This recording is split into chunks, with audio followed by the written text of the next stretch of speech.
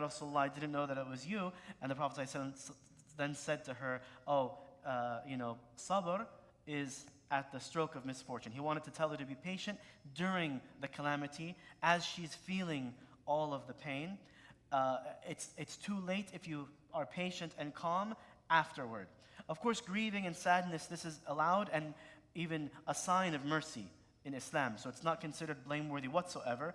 But going to excess is where there's a problem. And continuing today, we have another hadith. It was narrated by Abu Hurairah radiallahu anhu. He reported, Rasulullah sallallahu alayhi wa sallam said, Allah subhanahu wa ta'ala said, I have no reward other than Jannah for a believing slave of mine who remains patient for my sake when I take away his beloved one from among the inhabitants of the world. And this is narrated in Sahih Bukhari. I'm going to repeat the hadith again because this is very profound.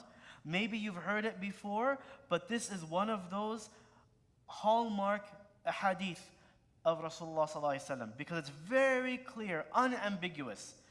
It was narrated by Abu Hurairah radiallahu anhu, who said, Rasulullah sallallahu alaihi wasallam said, Allah Azza wa Jal says, I have no reward other than Jannah for a believing slave of mine who remains patient, has sabr for my sake when I take away his beloved one from among the inhabitants of the world.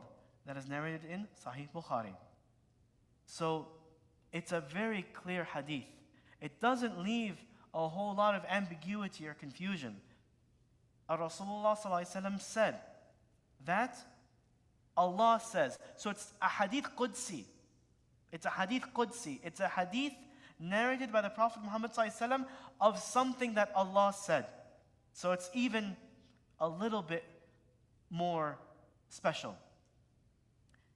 Saying that Allah subhanahu wa ta'ala has left nothing but Jannah, entrance into Jannah, the reward of Jannah, the everlasting paradise for one of Allah's believing slaves who maintains sabr, who remains patient. In other words, you practice sabr for Allah's sake when someone beloved to you passes away.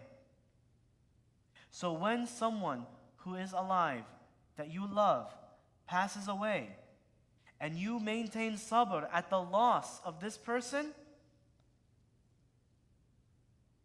Allah is saying Jannah is ready for you and waiting for you. Subhanallah. So, isn't it amazing, my dear brothers and sisters, the loss of your loved one, a parent, your mother or your father, your brother or your sister, your husband or your wife, your son or your daughter, or one of your friends, or a respected elder, a sheikh, a scholar, or a leader, anyone whom you love. And by the way, there is no indication in this hadith that the one who passed away is even a Muslim. So if you are, for example, a revert to Islam, and you love your parents, and though they did not become Muslim and they pass away and you are bereaved that they're lost, but you have sabr, this hadith is for you as well.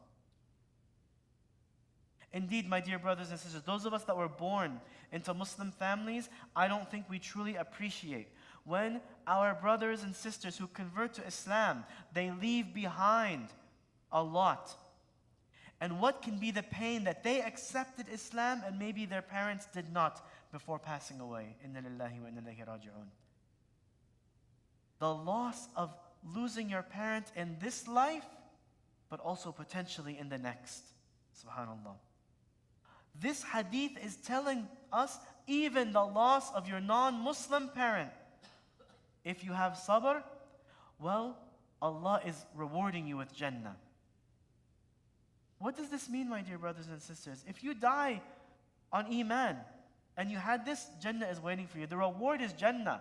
It's subhanAllah, we will all face this. Everyone will face the loss of somebody that they love. Allah is saying, wait for Jannah. Have sabr and wait for Jannah. Subhanallah.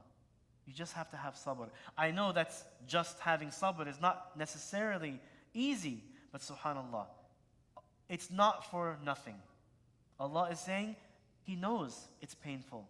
So I've prepared Jannah for you if you have sabr with this test that I'm putting you through. Subhanallah. So we ask Allah subhanahu wa ta'ala to rain down upon us sabr. We ask Allah subhanahu wa ta'ala to make all of those, our brothers and sisters in Gaza and the rest of Palestine, and in Sudan, and in Kashmir, and in Syria, and in Yemen, and in all the places around the world where there are believers suffering losses left and right of their beloved, we ask Allah subhanahu wa ta'ala to pour down upon them sabr and include them in this hadith so that Jannah is their eternal abode, both for their lost loved ones as well as for them as well. And we ask Allah subhanahu wa ta'ala to count all of those whose lives were lost in this terrible, terrible genocide in Gaza, count them as shuhada. And we ask Allah subhanahu wa ta'ala to lift the oppression off of our brothers and sisters in Gaza and the rest of Palestine and the rest of the world, and to make them victorious against their oppressors, and to grant them freedom from all forms of oppression and tyranny in this life. And we ask Allah subhanahu wa ta'ala to forgive us for our weakness in light of this. And we ask Allah subhanahu wa ta'ala, who is al-Qawi and who is al-Hakim, to execute His plan, whatever it may be, on this situation, and to call to account the oppressors and to destroy their efforts to eradicate the believers and to give us the glad tidings of victory in our lifetime and to allow us to witness it. And we ask Allah subhanahu wa ta'ala for the very best in the dunya and in the akhirah. رَبَّنَا آتِنَا فِي الدُّنْيَا حَسَنَةً وَفِي الْآخِرَةِ حَسَنَةً وَقِنَا عَذَابَ النَّارِ سُبْحَانَكَ اللَّهُمَّ وَبِحَمْدِكَ وَأَشْهَدُ أَن لَا إِلَهَ إِلَّا أَنْتَ وَأَسْتَغْفِرُكَ وَأَتُوبُ إِلَيْكَ. جزاكم الله خير. السلام عليكم ورحمة الله وبركاته.